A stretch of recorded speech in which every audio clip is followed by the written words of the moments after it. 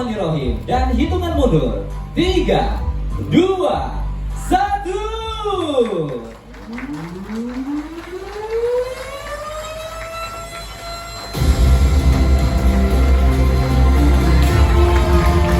Alhamdulillahirrahmanirrahim. Maka dengan ini pembangunan desa Semoyo binaan BSI dan UNEB secara resmi telah dimulai.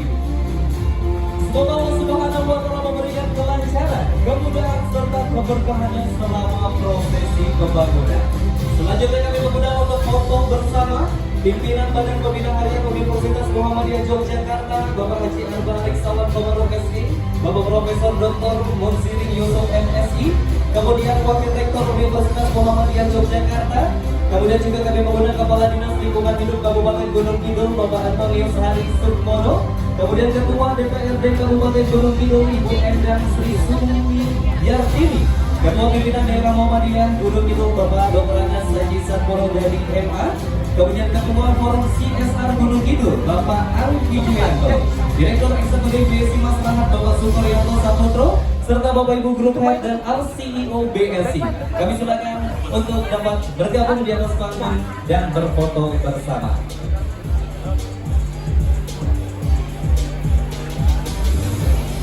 Tahun ini BSI telah melakukan penanaman pohon ke 5 provinsi, di mana diantaranya adalah Yogyakarta, Lampung, Kalimantan Barat, Sulawesi Selatan, dan Jawa Barat. Dan sesaat lagi kita akan saksikan prosesi penyerahan pohon dari Ibu Tribuana Tunggal Dewi dan juga Bapak Fitriadi kepada mitra penanaman pohon dari Dijaki, yaitu Ibu Kaita Bedoro selaku Chief of Impact Sustainability, Bapak Miftahul Umari, Ketua Yayasan Lindungi Hutan, Ibu Raisa Distiani, Komisaris Japa Halu, dan juga Bapak Eko Waluyo, Ketua Pembangunan Global Sejahtera. Kami persilakan terlebih dahulu Ibu Tribuana Tunggal Dewi dan Bapak Fitriadi agar dapat menyerahkan simbolis pohon kepada perwakilan mitra yang tersedia di tengah. Kami silakan. Duduk yang depan, duduk. Atau selanjutnya kami persilakan Bapak Fitriadi untuk dapat menyerahkan simbolis pohon kepada mitra sampai dengan 2024 pendanaan sekitar 50.000 pohon. Tujuannya tentunya pemberdayaan masyarakat, ya, meningkatkan UMKM di desa Semoyo Gunung Kidul ini bersama dengan Universitas Muhammadiyah yang memang sudah diinisiasi, dan kami tentunya mensupport kegiatan dari Universitas Muhammadiyah untuk membentukkan desa BSI di sini yang merupakan salah satu dari 20 desa BSI yang sudah ada, ya, di Aceh, ada di beberapa kota lainnya. Dan tentunya kaitan dengan penanaman pohon ini untuk net zero emission, ya, salah satu upaya untuk melakukan penghijauan dan tentu juga mengurangi jejak karbon. Mungkin itu.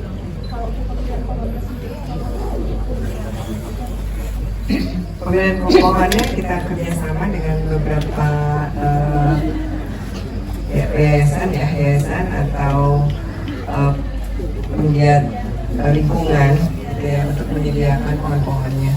Tentunya bekerja sama juga dengan beberapa UMKM di sini. Kenapa pohon nangka dipilih?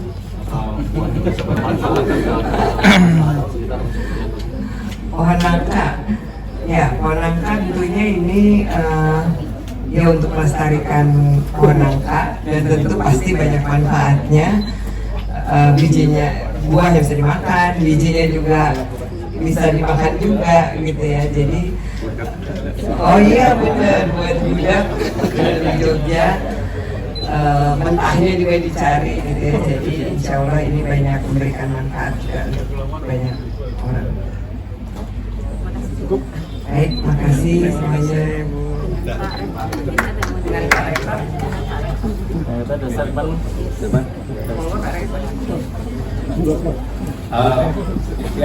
Terima kasih, selamat pagi rekan-rekan media.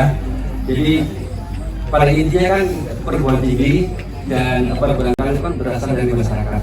Ya.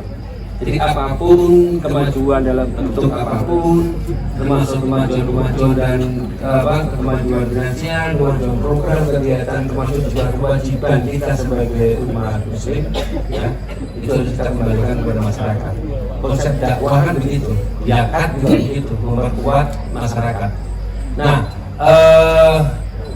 Universitas Muhammadiyah Yogyakarta secara spesifik memang bekerjasama dengan banyak perbankan. Hari ini kita dengan Bank Syariah Indonesia yang untuk mengembangkan desa Sumoyo ini sebagai sebuah desa yang mandiri dalam aspek lingkungan, dalam pemeliharaan lingkungan, kemudian juga mungkin ekonomi. Karena tadi dipertanyakan tentang kenapa harus mongko. Pada prinsipnya adalah kita akan mencoba untuk menanam tanaman-tanaman yang produktif, yang memiliki nilai ekonomi. Oleh karena itu mungkin nanti setelah ada pohon nangka juga kita akan banyak kembangkan juga mungkin tanaman-tanaman yang berguna seperti misalnya minju, ya. Kemudian tanaman-tanaman yang lain seperti sekarang ini kan contoh seperti pohon kueni dan sukun. Sekarang kan ternyata bisa menjadi alternatif pangan kita karena asupan karbohidrat yang cukup besar. Oleh karena itu tentunya kita berharap bahwa ini merupakan sumbangsih dari pihak perbankan untuk kemudian bisa dimanfaatkan oleh masyarakat setempat untuk bisa berkembang lebih baik. Artinya nanti masyarakat bisa mengambil hasil yang produktif itu untuk kebutuhan sehari-hari itu. Pak, pendidikan desa wisata Sumoyo kan sebenarnya adalah herbal Pak ya. Ya. Pak, itu jadi fokus kolaborasi antara kedua belah pihak. Secara prinsip ya. Jadi karena desa wisata herbal dan desa wisata Sumoyo yang ini akan ke arah wisata lingkungan itu kan sifatnya organik. Jadi organik itu bagaimana kita memanfaatkan tanaman, apakah hasilnya, apakah bagian-bagian tubuhnya itu seefisien mungkin untuk digunakan oleh manusia yang secara umum itu lebih aman. Ya. Bentuk kolaborasi seperti apa Pak konkretnya Pak? Ya, kita akan pilih misalnya tanaman-tanaman yang secara spesifik bisa kita ambil buahnya, tapi juga bagian-bagian tanamannya bisa kita gunakan untuk sumber herbal, untuk sumber-sumber bahan obat secara organik. Ya. Contoh misalnya kalau di seberang sana itu ada jambu mete, ya. Yang kita tahu jambu mete itu secara kimiawi dia merupakan penyedia zat antioksidan. Antioksidan itu adalah suatu zat yang digunakan untuk melawan radikal bebas agar supaya peluang-peluang timbulnya sel yang tumbuh tidak terkontrol seperti kanker itu bisa kita hindari. Kemudian juga penyakit peredaran darah itu juga ternyata bisa diobati dengan tanaman-tanaman yang buahnya hasilnya itu bisa menghasilkan antioksidan, termasuk sukun, termasuk juga manggis. Tapi mungkin perlu kita kembangkan, nanti kita bekerjasama dengan teman-teman herbal di sini. Manggis itu juga memiliki senyawa antioksidan yang cukup tinggi. Ya, itu saja. Ya.